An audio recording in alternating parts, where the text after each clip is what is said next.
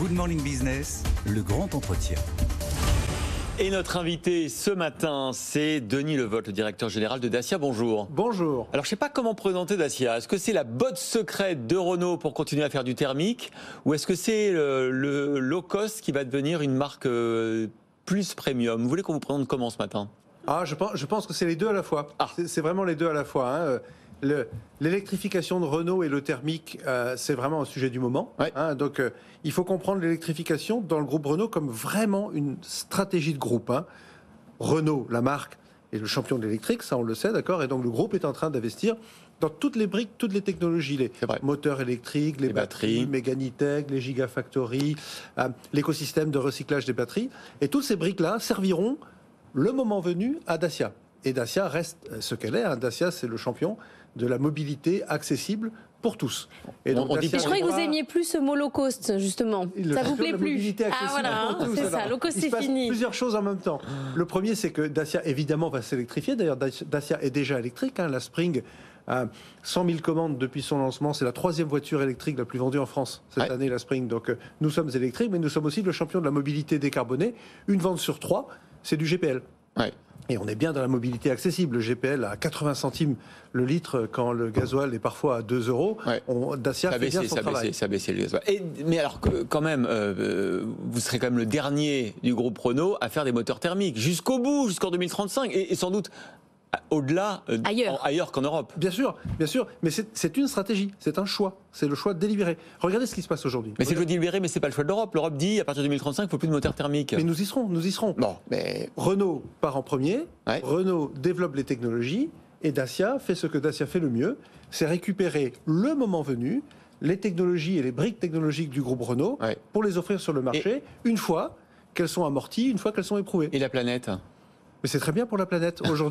Aujourd'hui, nous apportons une mobilité pour tous, décarbonée, avec le GPL à 117 grammes pour un jogger 7 places. C'est quelque chose que la concurrence ne fait même pas aujourd'hui. Enfin, 117 grammes, c'est pas non plus... Il y a des voitures thermiques qui font beaucoup moins maintenant, hein, qui font 80, 90. Hein. Bien entendu. Et nous introduirons un hybride en 2023 sur jogger. Donc on y va, mais on y va graduellement et dans l'ordre. Pourquoi vous voulez plus dire low cost? Pourquoi c'est le mot qui vous plaît pas? Parce que vous êtes toujours sur l'accessibilité quand même. Ça a fait votre force, votre image de marque.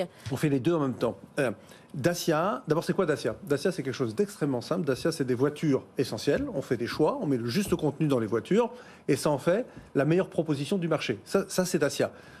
Une gamme extrêmement simple, un seul prix, pas de rabais, la marque maligne, facile à acheter. On ne peut pas aller chez le concessionnaire et obtenir un petit rabais, il n'y en a pas? Il n'y en aura pas. Bon. Ce dont on se rend compte en ce moment, c'est que c'est pas tant Dacia qui change que le monde. Le monde est en train de changer plus vite qu'on l'avait anticipé. La crise du Covid, les crises géopolitiques, les matières premières, maintenant l'énergie, font qu'on a une inflation réelle sur le prix des automobiles. Et ce que l'on voit, c'est que maintenant, il faut faire des choix. Les gens font des choix, les clients font des choix. Un seul chiffre, en 2022, Dacia est en croissance de 10%. Dans un marché européen qui baisse de 15-16%. Donc plus l'automobile est chère, mieux c'est pour vous en fait. Alors, que vous retrouviez mieux dans le segment. C'est la stratégie du groupe Renault. Et c'est pour ça que Dacia existe. Et ce que l'on voit maintenant, c'est des gens, non pas qui viennent chercher la voiture, le point le moins cher du marché, mais qui décident de consommer l'automobile autrement, qui font un abandon des voitures toujours plus équipées, d'électronique, de tout ce qu'on veut, qui viennent chez Dacia et qui d'une certaine manière nous disent, écoutez, à ce prix-là, je prends tout. Notre jogger, par exemple, 87% de nos ventes, c'est le mix le plus élevé de jogger. Ça, c'est pas low cost. C'est, en anglais, on dirait best value for money. C'est le meilleur rapport entre le contenu et le prix. De combien vous avez augmenté vos tarifs en 2022 ? Alors nos voitures sont des vraies voitures, elles sont faites avec du vrai acier, du vrai aluminium. Mais... Donc ça s'impose à nous. Oui. C'est la raison. Dans les 18 derniers mois, on a augmenté les tarifs entre 10 et 15%. Entre 10 et 15%. Bon. La gamme, comment va-t-elle s'agrandir? On connaît évidemment vos marques, la Spring, vous le disiez, la voiture électrique. Tiens, d'ailleurs, la Spring, est-ce qu'elle va bénéficier du leasing Macron à 100 € par mois pour les ménages les plus modestes? Alors ce ne sera pas notre décision, nous allons voir, bien sûr. Hein. La Spring, aujourd'hui, on l'offre dans le leasing de base à 4 € par jour, ça fait 120 € par mois. On n'est pas très loin de la cible. Est-ce que vous êtes éligible parce que vous fabriquez en Chine cette voiture? On verra. Ce ne sera pas notre choix. C'est encore en débat? Ce ne sera pas notre choix. C'est pas sûr? C'est pas sûr. Ah, bon, vous le regrettez? Non, bien sûr. Vous savez, Dacia a fait le choix. On vient sur le marché quand on a quelque chose à proposer. Et la Spring, c'est une vraie proposition. C'est une vraie Dacia parce que c'est un choix sur roue, la Spring. Hein. C'est une voiture qui fait 970 kg, c'est très léger. Quand c'est très léger, en fait, ça a une toute petite batterie. Et le prix des voitures, c'est la batterie. Donc, à la Dacia, on a développé une voiture pour une vraie cible. Hein. C'est la voiture de commuting, comme on dit en anglais, pour aller à l'école, pour conduire les enfants à l'école, pour aller au travail, etc. Et 100 000 commandes, troisième voiture la plus vendue électrique en France.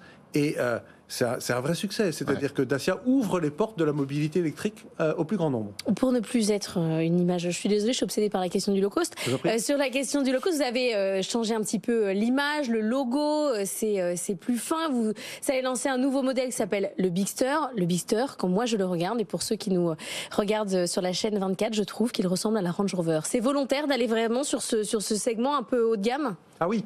Alors, pour revenir sur votre obsession du low cost, Dacia reste Dacia. La voiture la moins chère sur le segment des citadines urbaines, ça va être le Sandero. La voiture la moins chère sur l'électrique, ça va être le Spring. Donc on ne change pas. Mais faut que ça ressemble devient deux choses en même temps. Et on dit au marché, le design, si c'est bien fait, c'est pas un coût. On a redessiné toute notre gamme, nouveau design, nouvelle couleur, nouvel environnement de marque, justement pour montrer ce que nous sommes en train de faire et la mutation qui est la nôtre. Mais c'est pas un coût. Vous trouverez toujours la Sandero à partir de donc ça peut être beau, c'est pas obligé d'être moche, 1900 € en France, absolument. Quant à notre stratégie pour le futur, oui, on va aller sur le segment C. La nouvelle plateforme technologique que c'est les grandes voitures, hein, exactement. Le segment B, c'est le segment des petites voitures. Le segment C, c'est le segment des plus grandes voitures. Si on était chez Renault, on dirait Kadjar ou Austral sur le segment C. La plateforme technologique qu'on utilise, qu'on appelle CMF-B dans notre jargon, celle de la Sandero qu'on vient de lancer, nous permet, nous le savons, de faire des voitures de grande taille, de grande dimension. C'est d'ailleurs le cas déjà. C'est le même moule, c'est ça que ça veut dire à peu près? En quelque sorte. Alors évidemment, il y a du travail. Hein. Il y a 3000 ingénieurs qui travaillent pour les développer. Mais ce que l'on fait si bien sur le segment B, troisième marque en Europe aujourd'hui, hein, à particulier, on sait qu'on peut le faire sur le segment C, qui est le plus grand segment d'Europe. Et c'est ça que nous allons attaquer. Alors cette Bigster qu'on voit effectivement, dont on voit les images derrière vous, si vous êtes sur la 24, RMC découverte de la TNT, c'est pour quand et ça coûte combien? Alors c'est pour début 2025. D'accord, le Bigster, donc c'est en train d'arriver. D'abord, on va renouveler le Duster et ensuite le Bigster. Et ça coûte combien? Ça aura un prix par rapport à la concurrence qui sera un prix totalement à la Dacia. Pourquoi? Parce qu'on arrive par une plateforme du segment B. Et on va s'attaquer au segment C, qui est un segment très très équipé. C'est pas la réponse que j'attendais, ça c'est la réponse d'un vendeur de tapis, c'est pas cher, mais c'est combien en fait? C'est beaucoup trop tôt pour sortir un prix, mais je peux vous dire que le prix sera décapant à la Dacia. D'accord. On attend quoi au salon de l'auto qui ne s'appelle pas le salon de l'auto évidemment, il s'appelle le Paris Automotive Week, c'est du 17 au 23 octobre prochain. Qu'est-ce qu'on attend chez Dacia? Alors chez Dacia, nous avons renouvelé toute la gamme, comme on le voit sur les photos. Le public ne l'a pas encore vu. Donc on les a mis en commande à partir du mois de juin, parce que notre portefeuille de commande, le délai d'attente est long, 4 mois environ, trop long aujourd'hui. On y travaille 4 mois. Il se réduit, mais 4 mois encore. On va les montrer au Salon de Paris. Donc tout un chacun pourra venir et regarder les nouvelles Dacia, donc nouvelles livrées, nouvelles couleurs, nouveaux logos qui marquent ce renouveau de la marque. On montrera aussi d'ailleurs un concept car qu'on appelle Manifesto, qui n'est pas une voiture pour le futur, mais qui permet de comprendre ce que Dacia recherche. Dacia recherche à faire une marque. C'est l'ossature, c'est pour voir. Une marque robuste, une marque outdoor et aussi une marque économique. Et donc on va montrer ça à travers notre concept car. Et c'est ça que nous allons montrer au Salon de Paris. Alors on est venu chacun avec son obsession ce matin. Vous avez bien compris. Laure, c'est l'obsession effectivement du rebranding et de la fin du low cost et de la premiumisation de la marque. Moi, c'est la Climate Week à New York cette semaine. C'est l'obsession quand même de la transition énergétique. On a bien compris que vous étiez un peu, voilà, la cartouche secrète du groupe Renault pour continuer à faire du thermique.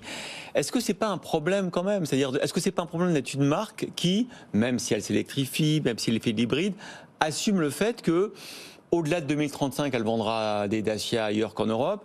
Est-ce qu'il n'y a pas une urgence climatique? Est-ce que vous culpabilisez pas un petit peu ce matin? Non, écoutez, dans la réponse d'aujourd'hui, les Dacia sur le marché sont les voitures les plus simples et les voitures les plus légères.